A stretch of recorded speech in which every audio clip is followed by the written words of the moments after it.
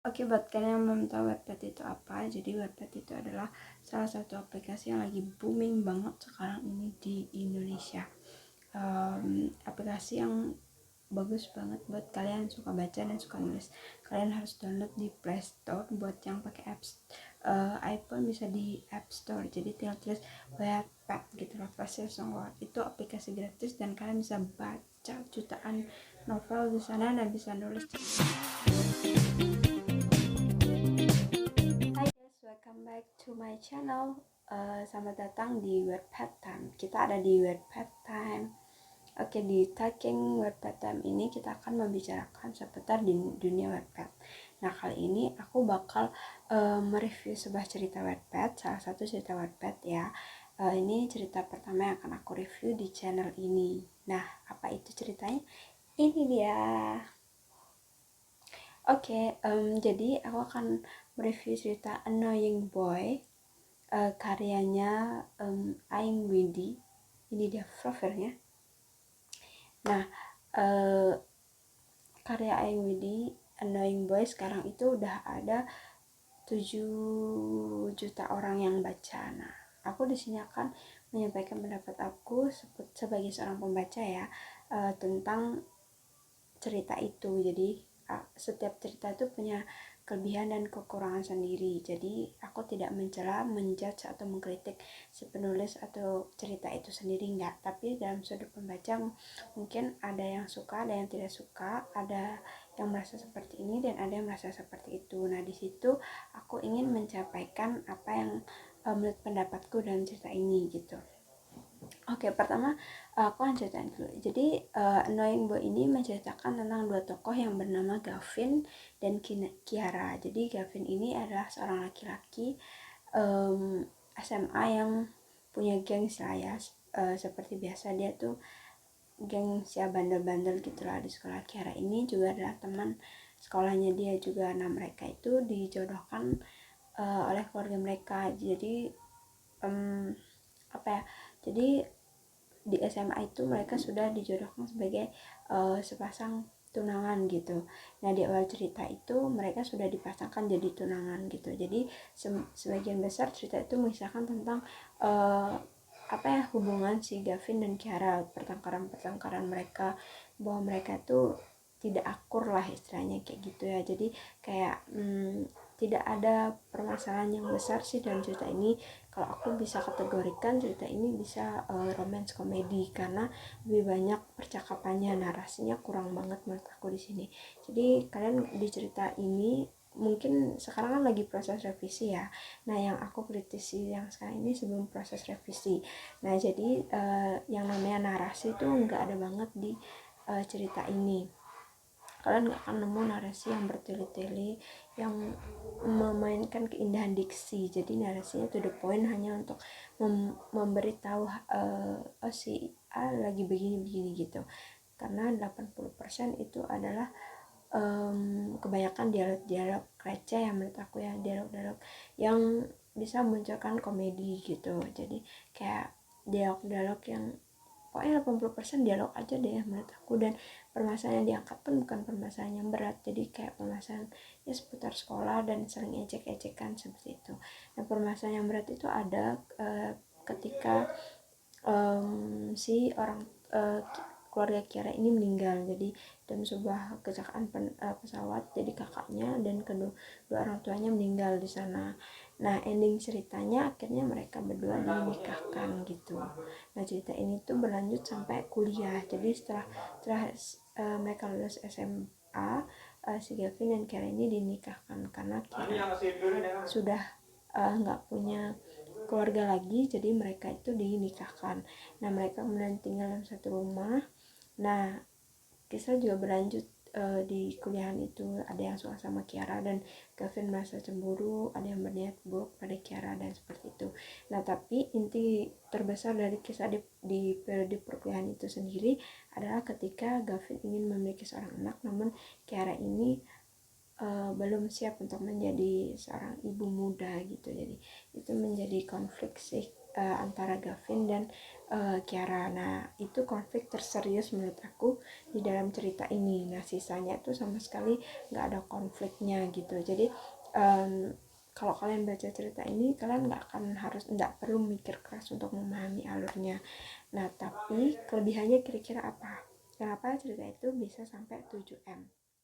Menurut aku satu, cerita itu punya dialog yang um, apa ya, yang mudah dimengerti gitu, dan dia uh, punya kayak komedi-komedi anak-anak SMA. Jadi kayak bener-bener apa ya, kayak kita saling ngejek kayak gitu tuh, lucunya tuh dapet di sana. Jadi kalau baca cerita itu pasti akan ketawa-ketawa sendiri gitu, walaupun ya narasinya nggak begitu membuat kita terbayang ya. Kalau aku tipe cewek yang lebih suka baca cerita yang memainkan diksi, jadi lebih banyak narasi gitu.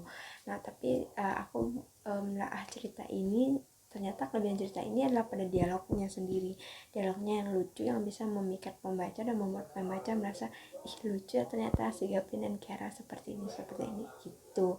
Dan ada juga kan, kalau pembaca di Wattpad sekarang kan nggak nggak melulu mereka usianya di atas gitu. Ada juga yang usianya masih 14 tahun, 15 tahun, dan untuk orang-orang seperti mereka pasti akan lebih memilih cerita yang seperti ini gitu, yang nggak pusing membuat mereka memikirkan kok ini gini gitu. Dan benar-benar gayanya gaya anak muda gitu, nggak kan anak zaman sekarang kan jarak lebih banyak apa ya, nggak mau baca narasi yang panjang-panjang gitu. Jadi mereka cuma baca dialog ya, sekedar untuk mencari hiburan seperti itu. Nah jadi secara kesimpulan cerita ini tuh kalau dikategorikan bagus ya bagus ya, karena bisa memikat banyak pembaca. Ada 7 juta pembaca yang sudah baca cerita ini. Nah konfliknya juga nggak terlalu berat, dia lebih banyak ke konflik ringan, nggak ada narasi-narasi yang berkepanjangan yang bertele-tele. 80% cerita itu adalah dialog gitu. Nah tapi apa ya, yang membuat aku suka ya dialog-dialognya itu yang lucu gitu, jadi bikin kita ketawa-ketawa walaupun nggak terlalu masalah serius ya. Awal aku baca cerita ini aku mengharapkan ada konflik yang lebih besar gitu, yang bisa, karena aku mulai tersentuh ketika konflik si Kiara kehilangan orang tuanya gitu.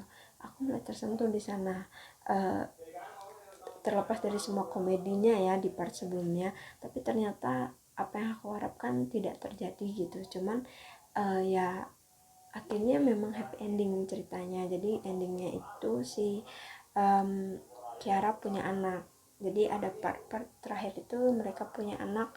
Kalau aku nggak salah mereka punya anak dua ya, karena aku membacanya udah lumayan.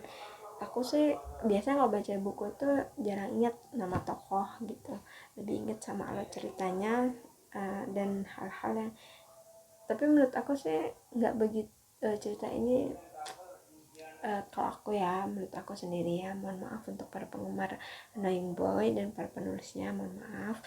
Jadi ini penilaian aku pribadi. Jadi menurut aku ceritanya untuk anak-anak muda. Jadi kayak kalau untuk aku sendiri, yang aku lebih suka yang konflik yang agak serius ya, kayak kisah SMA cuman yang agak lebih serius gitu konfliknya.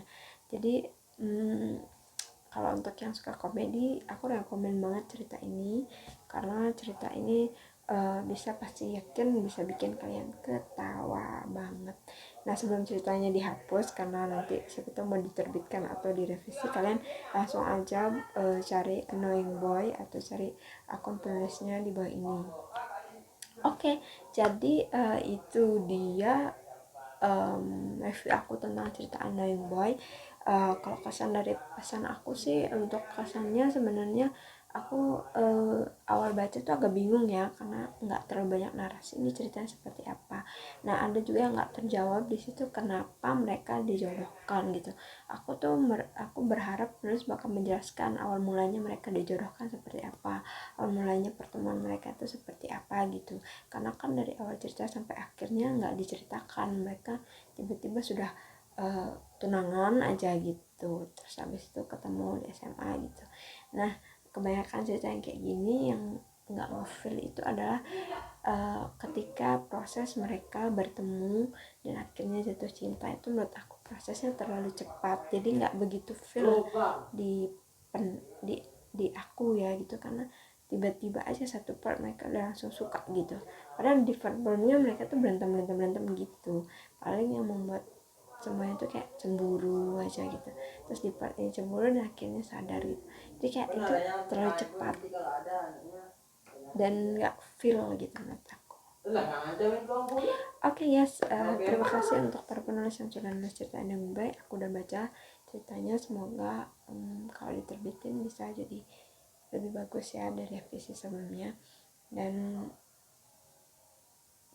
segitu aja dulu, jadi aku bingung mau apa. Jadi kita sampai jumpa di video selanjutnya, di review cerita Wattpad selanjutnya. Jangan lupa like, subscribe, dan